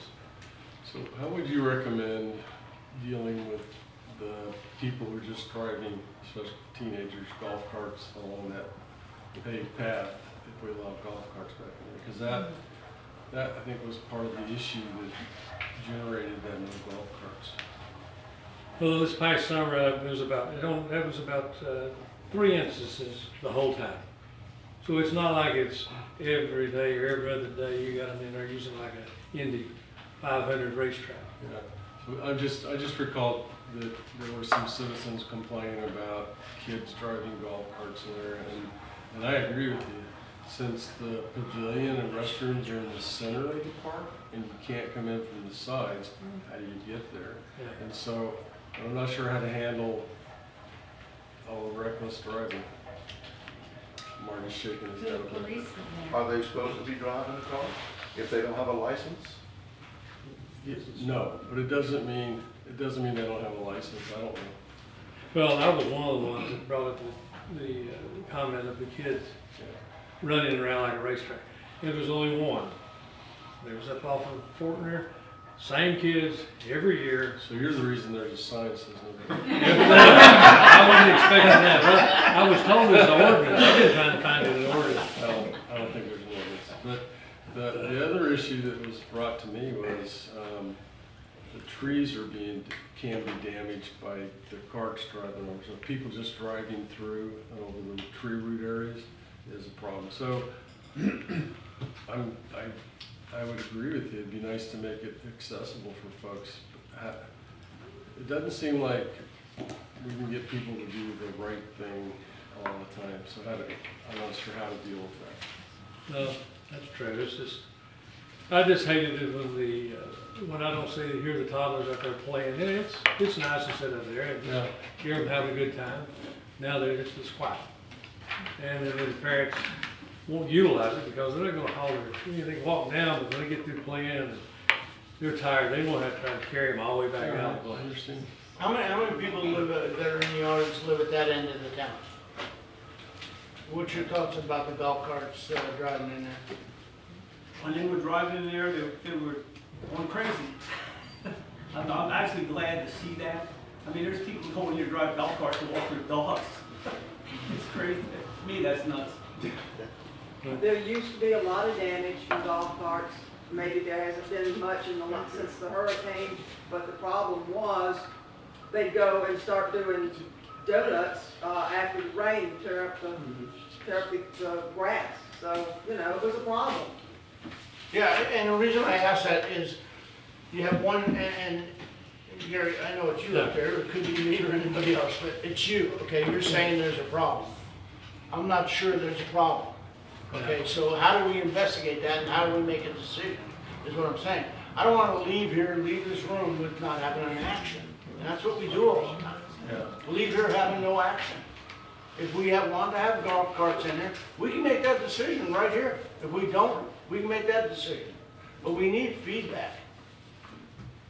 So we need. I just wanted to bring it up to the Yeah. council, just for more than one input. But the problem here, you're bringing it up, and it may not go anywhere unless we may put together a plan to attack it. That's my frustration. Right. Okay, so can we put it on the council for the next agenda? Everybody do their investigating, talk to the people that they can talk to. Let's make a decision on it. That'd be great. I'm just thinking of the little ones. Okay. And the parents trying to bring them in there, and it's just, by listening to the conversation, and ones that say, oh, well, we're not coming back, it's just too much trouble. And they're having a good time, but it's too much trouble to get them in and get them out. So, I just wanted to bring it up. All right, anybody have any other input on that? Or? You know, I was wondering too, it would be great if we could create a parking space at that end of that park too, because that's where the bowl barn is and the playground is closer to all that, but I don't know if that's a possibility for you to consider, to have a place where people could park a car there. With ours. Yeah, well, I know Mary's not gonna like that That's suggestion. garden, right now, we have That's a native to turn garden. it over to the garden club or something, they got this garden at the end. Okay, at the council, you know the problem, look into it, let's talk about it next week, or next meeting. Okay? No, this. Okay. All right, any other citizen comments? All right, we're gonna go ahead and move on to mayor comments. I don't have a lot of comments, just kind of update, boat ramp. We pretty much tabled that the last meeting. I'm glad we did, because the more I asked questions, the more I found out, okay? And as sitting on the council at that time, I understood it as adding one slot. Well, the way the drawings that I looked at, it was a mirror image. So rather than going to, we have one straight ramp, single ramp, then we have a wider ramp that can fit 2 small boats or 1 large boat. So they were gonna mirror that so that we'd have the ability to put in 6 small boats. That's way too much for the city. That's probably why the cost went up so much. The council, I even checked with past mayor, I checked with a couple other councilmen from the past, and everybody understood it. It kind of reminds me a little bit about this parking lot. Everybody understood it as 1 more ramp. And that's not the way the drawings were made up. So we talked to our engineer and asked him to go back and get some clarification on us putting in 1 ramp, which would be the wider ramp, could fit either 1 large boat or 1 or 2 small boats. Adding 1 ramp, and also if there's a possibility that since there's so much money in there, maybe we could use some of that for repairs. So we're waiting to hear on that, and we'll get some feedback on it. It could play out good for us for being at the point we're at and holding it off. Only other thing I had is, again, you know, we made a suggestion, I made a suggestion. What do you think about a roundabout at the end of that street? I mean, is it something the council wants to vote on or want to do, or? I'd like to see somebody go down there, engineering type person or the city staff, whatever, measure it, come up with a plan. I'd like to see how many parking spots we're gonna actually lose and if it's feasible. It sounds like a good idea to me, but I'd like to see it drawn out. In Port St. Joe, all the council can do this. In Port St. Joe, if you go down Marine Drive, right there by McDonald's, isn't that Marine Drive?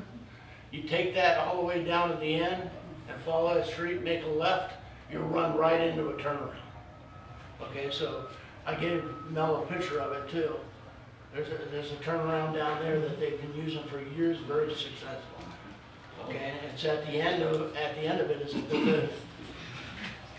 Well, I'm with you, I went down there and looked, and I believe it's from what I can, the parking on the right, where the guardrail is, would be abutting to St. Joe property.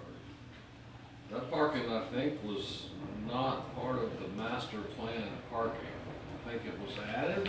Just the dirt area. Yeah, the dirt area on the right. St. Joe. So it's really not, if you look at our LDR, size of parking spaces and stuff like that, it doesn't really look like it is adequate anyway. So, I mean, what you're saying, that could help create possibly, you know, because it is hard when you go down. I go every morning drinking coffee. Down there, back up, get out.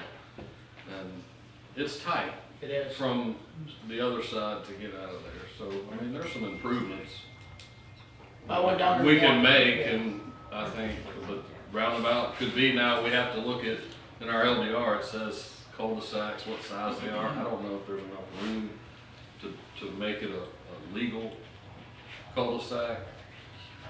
But it is in the LDR as far as when you're doing neighborhoods and stuff, is how to design that. So yeah, it'd be something to look at. Simple process. Is it something we want to ask the city administrator to get involved in and start to look at? Yes or no? Yes. Yeah. Yes. Good. Good. You have to, St. Joe now, I mean, we asked the cities to do it, and that's not our land. That's, we're gonna have to add. I don't know, is that the right of way, or is that their? I think that's coming all the way to the road is their land. I think. No, there's a guardrail there, I don't know what. It come right there, and we took it down for parking. I'm not positive, but I think the final spots down there at the end were St. Joe's land, but I can. So that's something we could check into. That's something we'd have to work out. No, Okay. I just something, get Chris to check them. Okay. I'd like to look into that, and I think the council would too. Yeah, I did a quick look at the map, and what you're saying is that gravel parking lot is on St. Joe property. Well, the map tells us so, but if the council wishes, and it sounds like you do, proceed with a task order to get Anchor to do a study to see what we can come up with. My first request would probably be to St. Joe to see if they're good with a portion of that land open, and then spend some money with engineering. Mr. Short, can you make that request for us? I certainly can. All right. Council comments, go. Okay. I did go ahead, the food truck that's on 27th Street, we had a citizen complain about that. They switched the trucks out, and so I did report that to the health department. They had not relicensed the new truck, so they are on a 60-day warning for that. You know, just to follow up on that, as a citizen concern, it is not licensed, but it has a 60-day warning on that. And then also, I continue to have concerns about the safety of a particular house on Georgia that has been abandoned for a long time. So I'm continuing to follow through with that with several people here in the City Hall. Thank you. Any other comments, council? Yes, sir. So, we've had a number of water quality or letters for boil water notices in the past couple of years that I've noticed. And some citizens have asked or questioned the quality of water.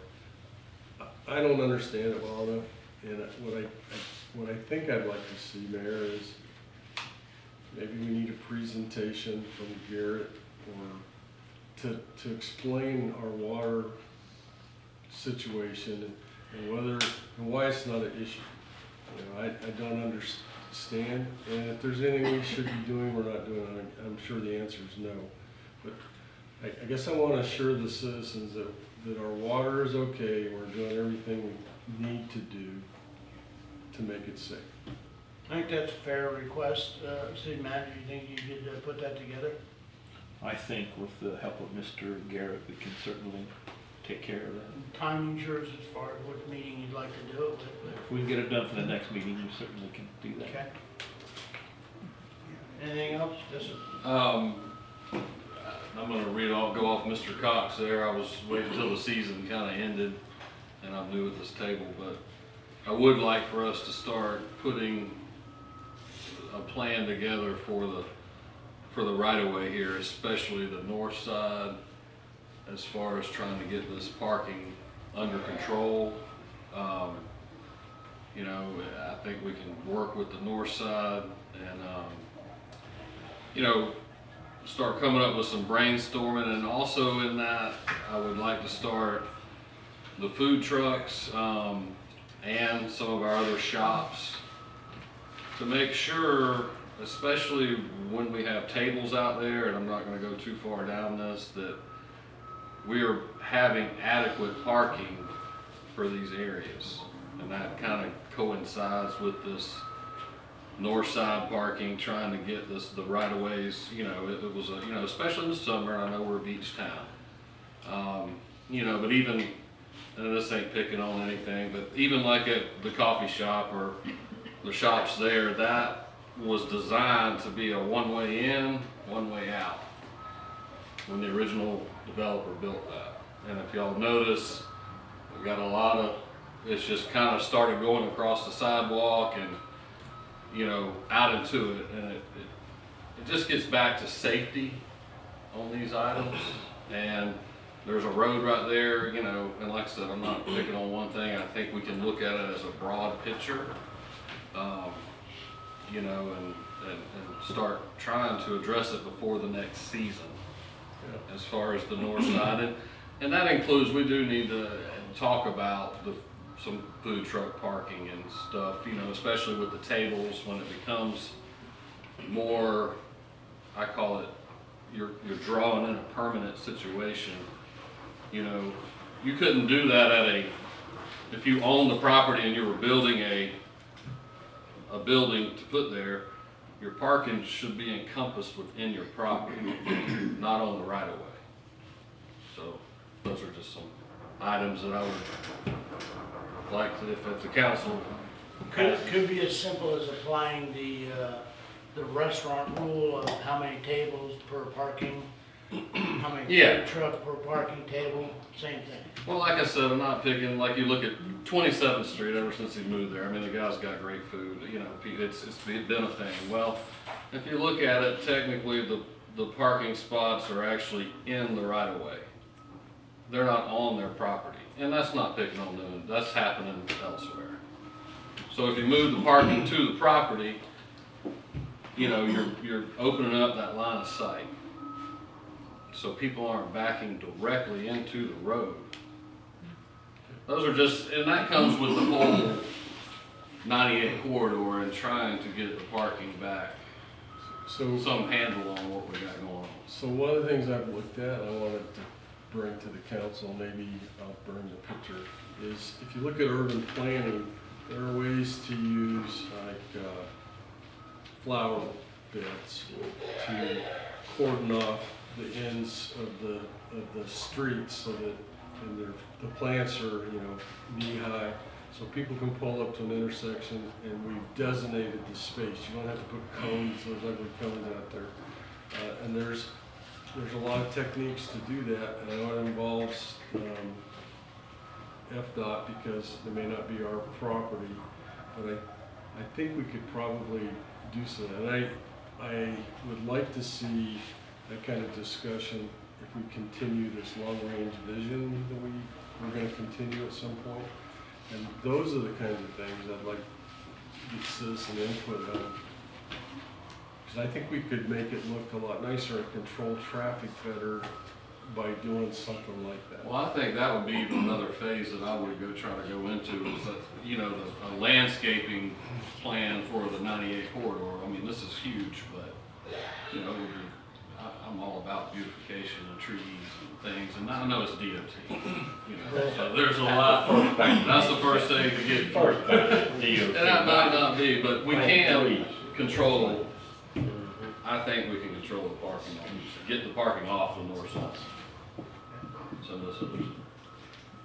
But we don't have it just so many 4th of July, so many Labor Days, and so that's when it happens. It's not every day, it's just them. No. And that's not our highway. No. DOT. Okay, we can't load up the next meeting, but what we can do is. Well, this is just the let's- future. Let's put it, but we need to put it somewhere, put it on a project, put it somewhere, that we see it. Mel's good at that project stuff, and that's something when our next administrator, we need to ask that question about keeping track of projects and things like that. Mr. Mel has done a great job in informing the council, and I know the citizens also. Well appreciated. All right, any staff comments, sir? You betcha.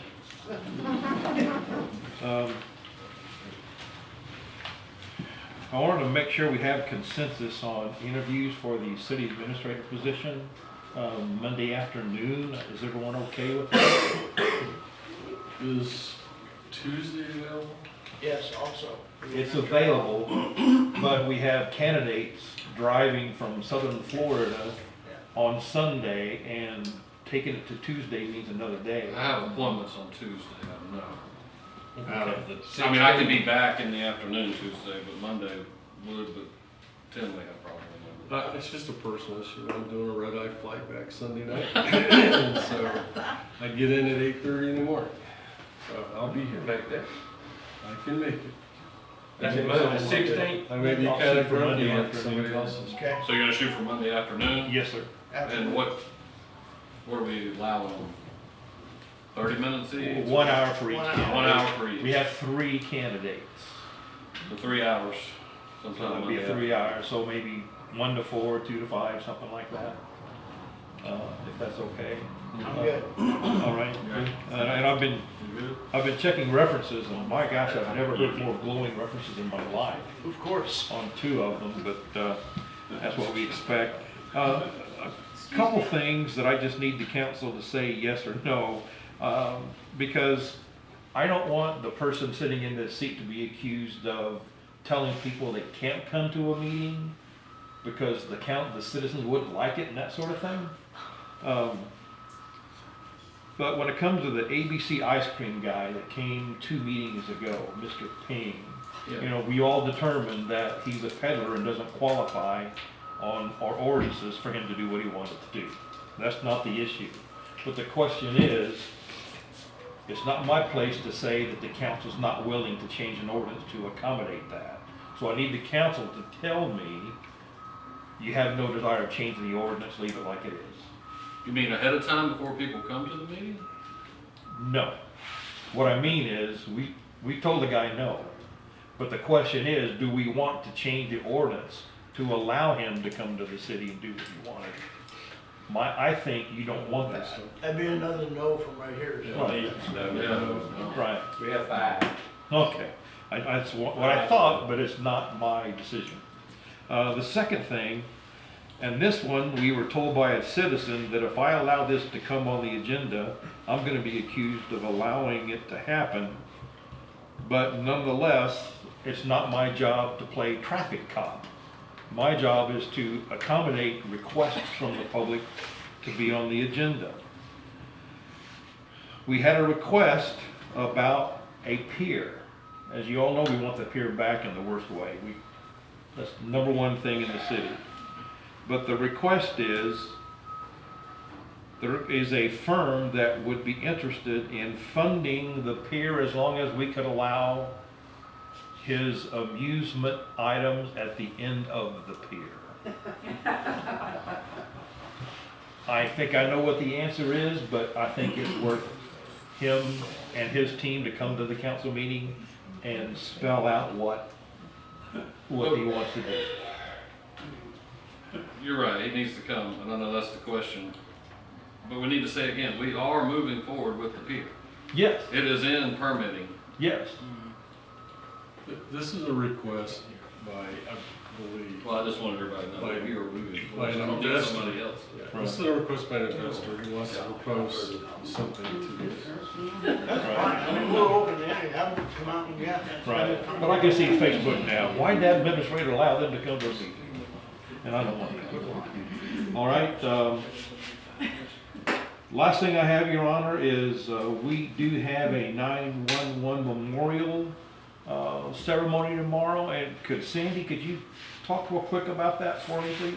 I can't only because Judy gave me the notes, so. It's really Judy talking, it's just she sounds Irish. So tomorrow, obviously it's the 9/11 Memorial. Last year we did a walk where some of the guys put on their gear and we basically walked the circle out in front of City Hall, and we did that. We basically started at 7:46 is when the first plane hit. We continued that walk until about 8:55, where ourselves and others gathered out front by the flagpole, and we at 8:59 we lowered the flag and raised it to half staff. We said a few words, had a moment of silence. So this year our fire department chaplain, Bates Richmond, is going to be here. He's going to say some words for us. We'll probably take the ladder truck out there. We'll sound the evacuation just before the tower would have fallen. And just remember those that didn't make it. So that in theory starts tomorrow at 7:30, meeting outside. Some of us will wear some gear. If you want to carry a piece of equipment that one of them would have carried whilst making the walk, join us for half an hour of it, join us for 10 minutes of it, whatever you want to do, right? We'll be there. Hope to see you there. Thank you. Thank you. That's all I have, Your Honor. All right, that is it. Motion to adjourn. Hey, before you do. Oh. I knew it. Jerry. It's somebody else's birthday today.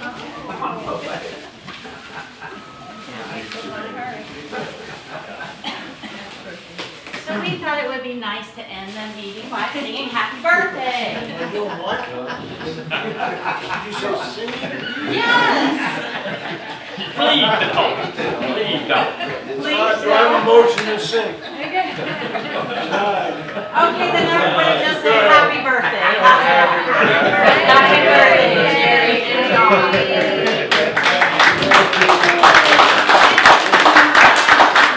And I would like to say that Thursday is Tammy's birthday, And Friday is Walker's birthday. and Walker and Judith was last Wednesday. Please call her a personal phone. Call her a personal phone and leave a message on it. Yeah, Everybody. thank y'all, thank you, Judy, thank you, Tammy. So can I make a motion to adjourn? Yes, sir. Second. All right. We'll be at